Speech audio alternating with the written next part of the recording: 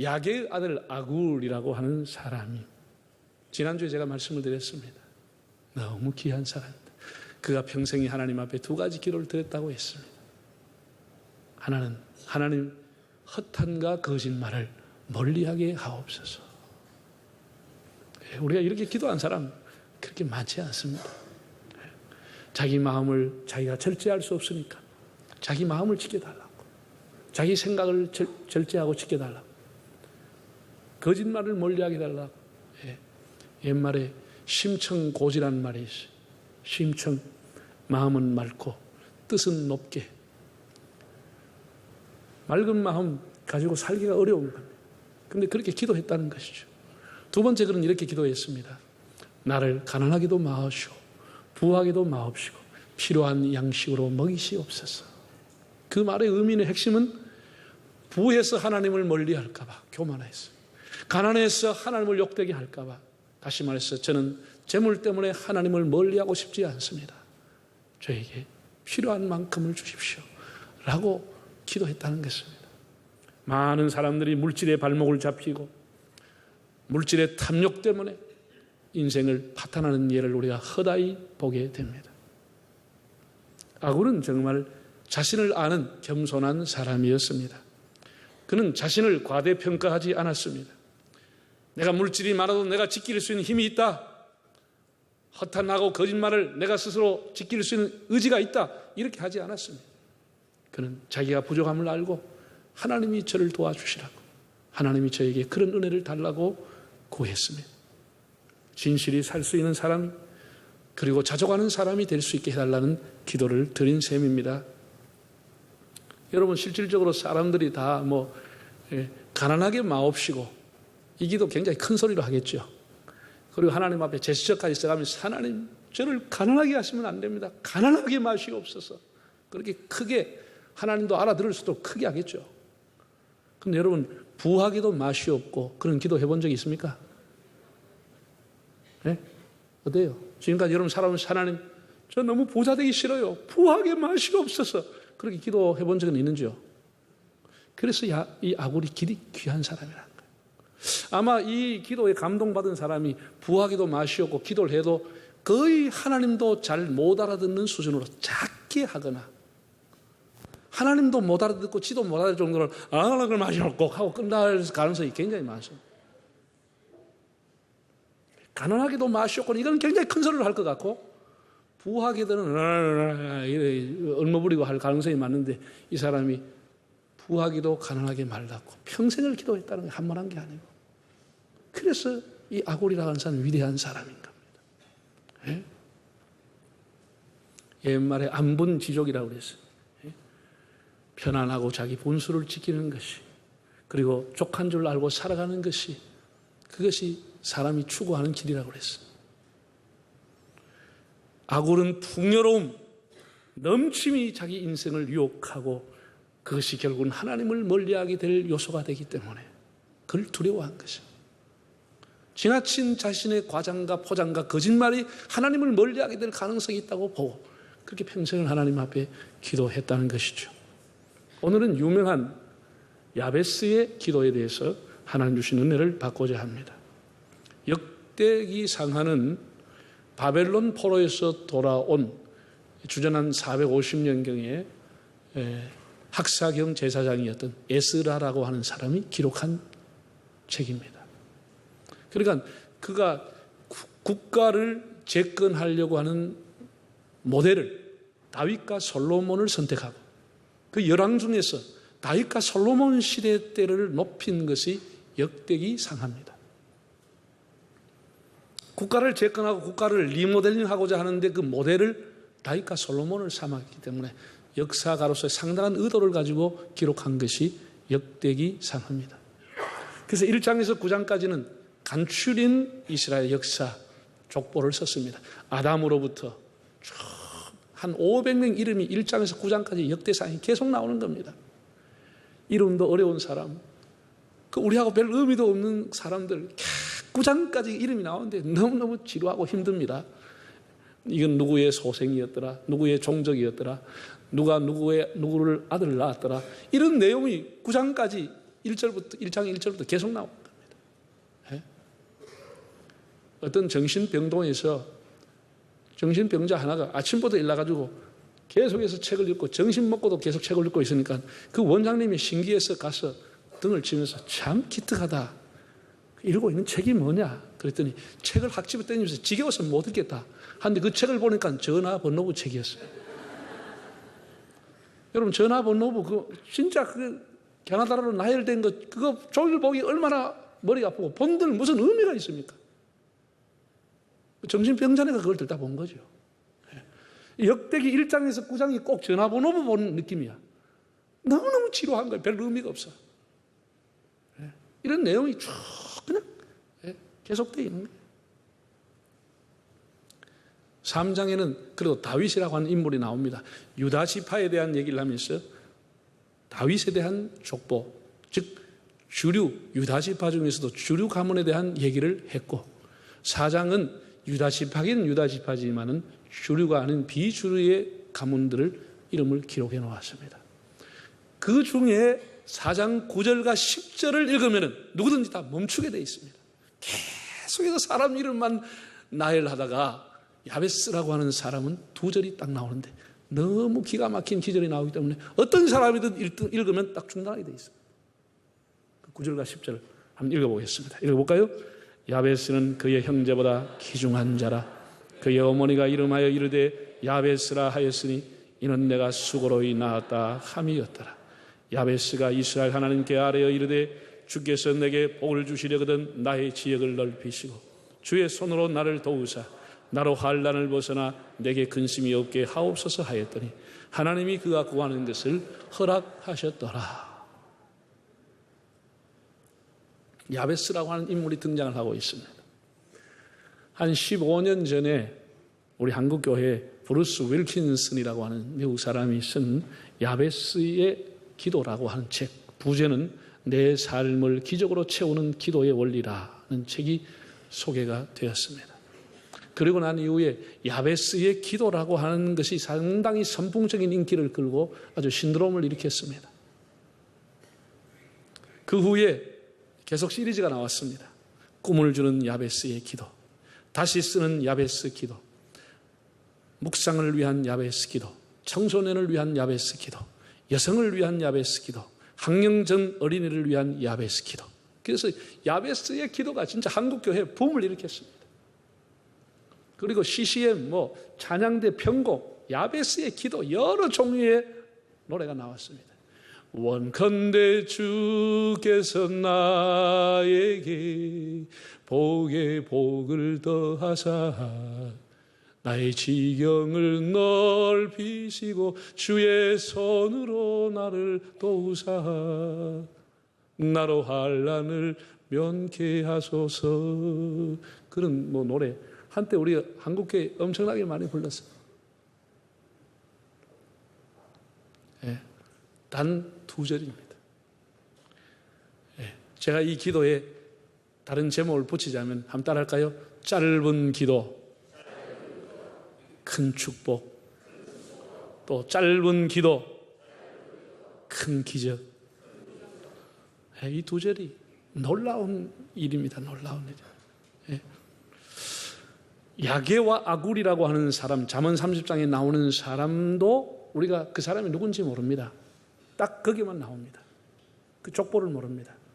오늘 성경에 나오는 야베스라고 하는 사람도 다만 유다 지파라고 하는 것 외에는 거의 이 사람이 어떤 사람인지 알려져 있지 않습니다.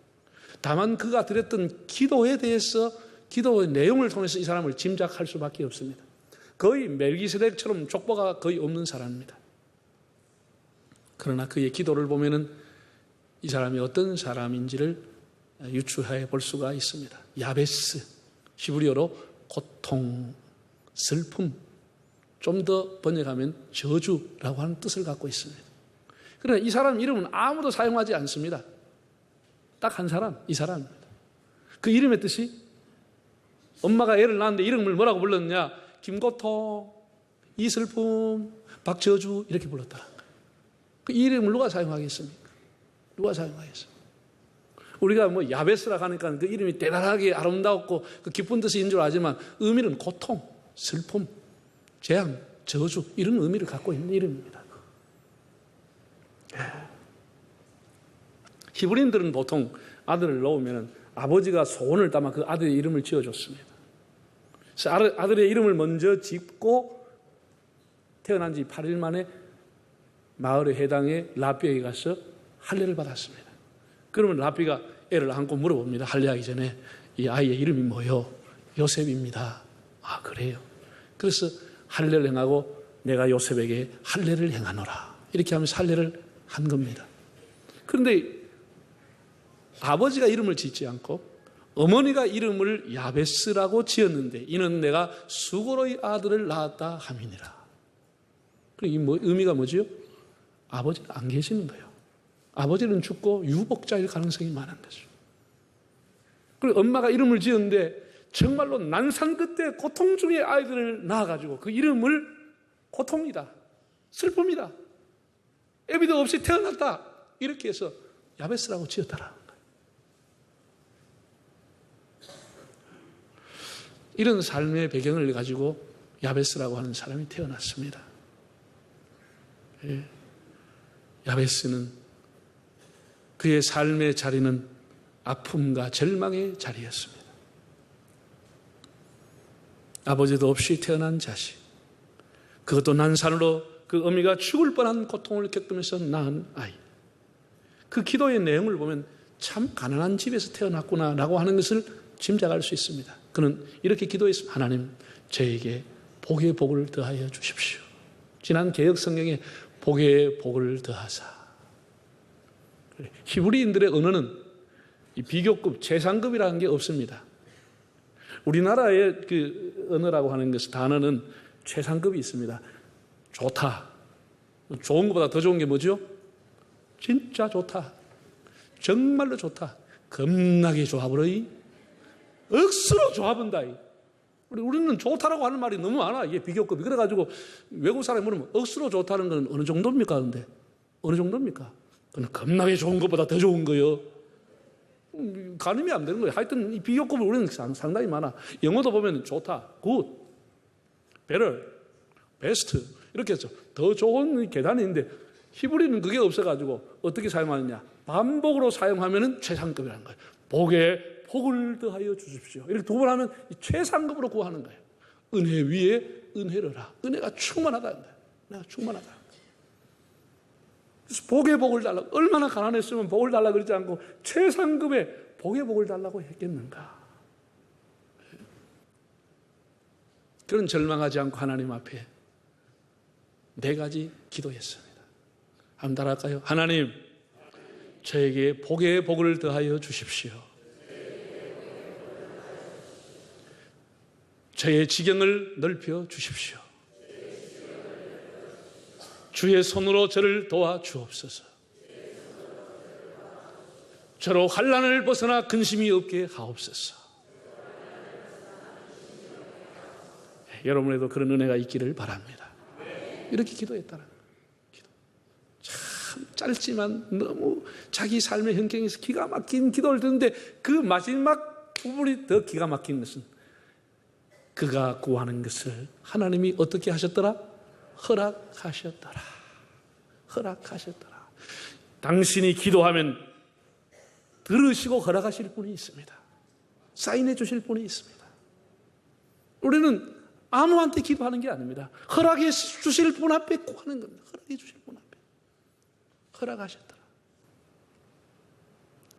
어떤 책을 제가 봤는데 그 책에는 이 기도문의 내용을 볼 때에 야베스는 중증 장애인 혹은 시각장애일 가능성이 있다고 기록을 했습니다. 저도 상당히 공감을 합니다. 그의 기도의 내용을 볼 때 이건 기복신앙이나 기복기도가 아닙니다. 하나님의 은혜로 자기의 장애를 극복하고자 하는 그 애절한 기도입니다. 내게 복을 주시려거든, 이 말은 히브리어 원어를 찾아보면 말끝을 거의 그 기도가 흐리고 있습니다. 말끝을 흐리는 기도. 너무 죄송해서 말끝을 흐리는 거. 부디 저에게 복을, 부디 저의 기도를 들어주시기를, 이렇게 말끝을 흐리는 이런 기도로 되어 있습니다. 장애로 방이나 집안에만 박혀있는 그에게 부디 저의 활동 반경을 넓혀주시기를, 부디 주님의 손으로 저를 일으켜주시기를, 말끝을 흐려가면서 주님의 손으로 잡아주실 것을, 그래서 환난과 재난으로부터 자기를 건져줄 것을 간청하고 있는 기도입니다. 자기 한 사람 때문에 자기를 키우는 어머니와 자기 주변의 가족들이 버거워하는 일들과 자기도 고통당하는 그 일들, 하나님 제발 부디 제 힘으로는 어렵습니다. 부디 들어주십시오. 이렇게 기도를 했다라는 것이죠. 그런 절망의 자리에 있지 않고 기도로 하나님 앞에 나아갔습니다. 그래서 그 기도로 한계를 극복하고 기도로 핸디캡을 이기고 하나님의 은혜로 꿋꿋하게 살아가는 사람이 되고 결국은 존귀한 자, 귀중한 자가 되었습니다. 야베스가 훌륭한 것은 누구나 그런 환경에 있으면 다 한탄하고 좌절할 수밖에 없었을 텐데 그는 절망의 자리에서 기도의 자리로 나와 복의 근원이신 하나님을 찾았다는 사실입니다. 사랑하는 여러분, 기도하면 수지 맞는 줄 믿습니다. 기도하면 인생이 역전되는 줄 믿습니다. 기도는 위로부터 능력이 내려오는 통로인 것입니다. 여러분이 하나님 앞에 기도하지 않으면 얻을 것 거의 없습니다. 거의 없습니다. 구원받는 것 외에는 거의 하나님 앞에 풍성함을 체험하지 못합니다.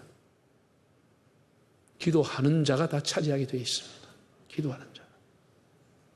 하나님은 기도하는 자의 하나님이십니다. 자기를 찾고 간절히 구하는 자.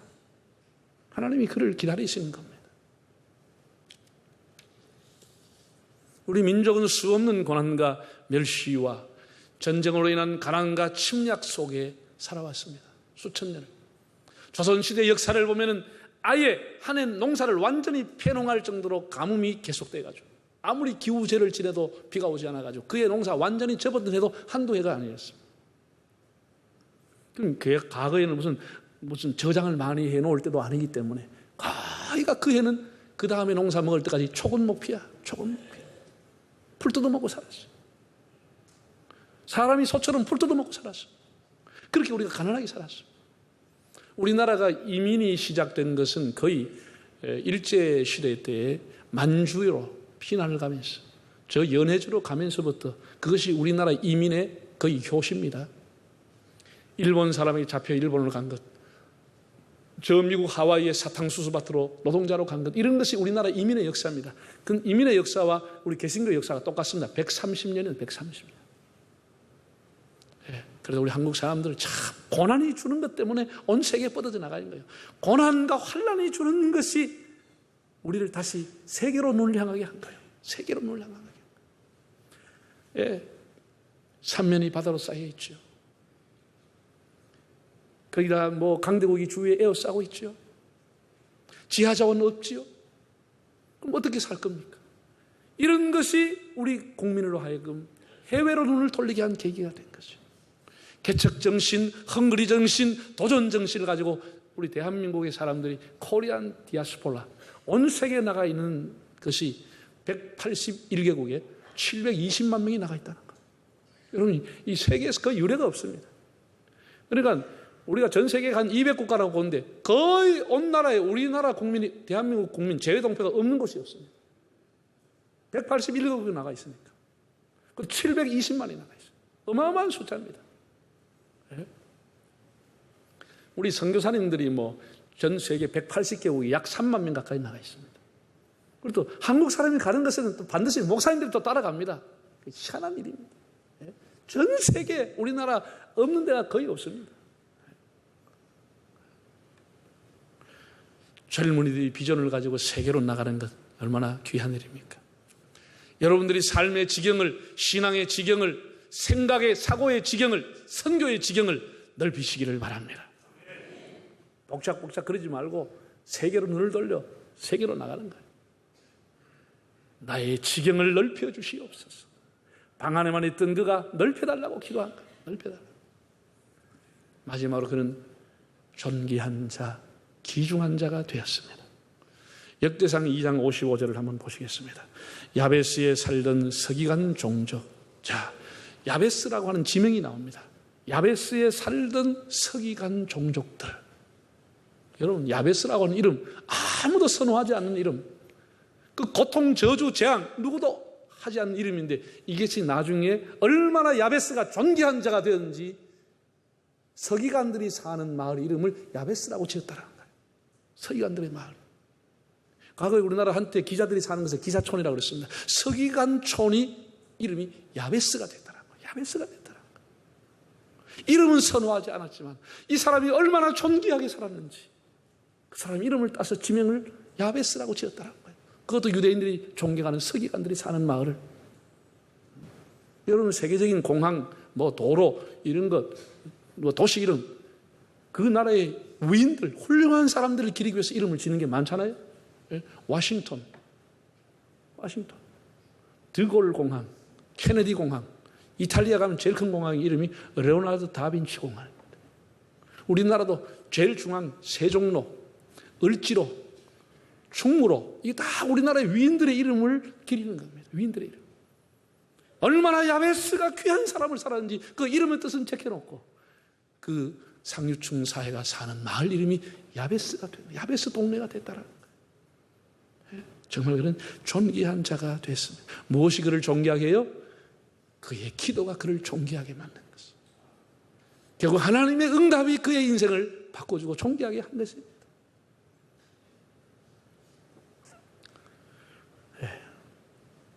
지금 전 세계로부터 존경받는 인물 중에 제가 생각하기는 전 세계 어떤 공산주의 무슨 이런 거 다 떠나서 사상을 떠나서 전 세계로 존경받는 사람이 저는 지미 카터 대통령이라고 생각합니다.